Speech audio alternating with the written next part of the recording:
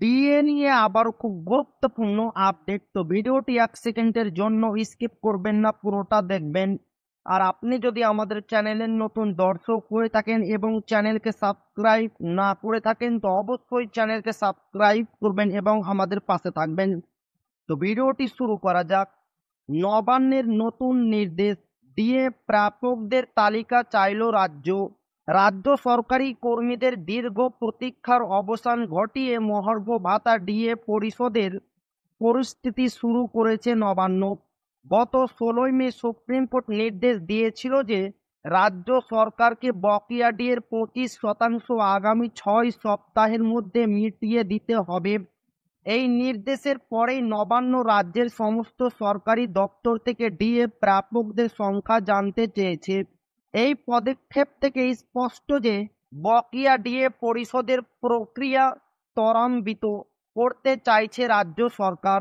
সরকারি তথ্য অনুযায়ী বর্তমানে রাজ্যের বিভিন্ন দপ্তরে প্রায় 2.5 লক্ষ কর্মী, প্রায় 3,80,000 স্কুল শিক্ষক এবং পঞ্চায়েত, পৌরসভা ও সরকার পোষিত স্বশাসিত সংস্থায় প্রায় 1 লক্ষ কর্মী রয়েছেন।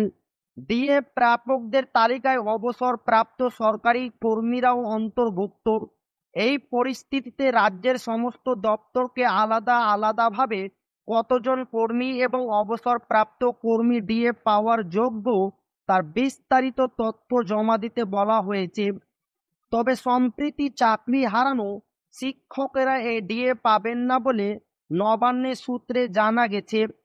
এই তালিকা সংগ্রহের প্রক্রিয়া ডিএ পরিশোধের প্রথম ধাপ হিসেবে বিবেচিত হচ্ছে, যা সরকারি কর্মচারী মহলে আশার সঞ্চার করেছে।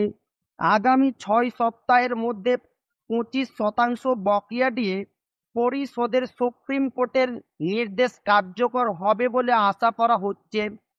তো এই ছিল ডিএ নিয়ে খুব গুরুত্বপূর্ণ আপডেট, যা আপনাদের মাঝে শেয়ার করলাম। তো ভিডিওটি ভালো লাগলে অবশ্যই আপনার বন্ধুদের শেয়ার করবেন, যাতে তাদের উপকার হয়।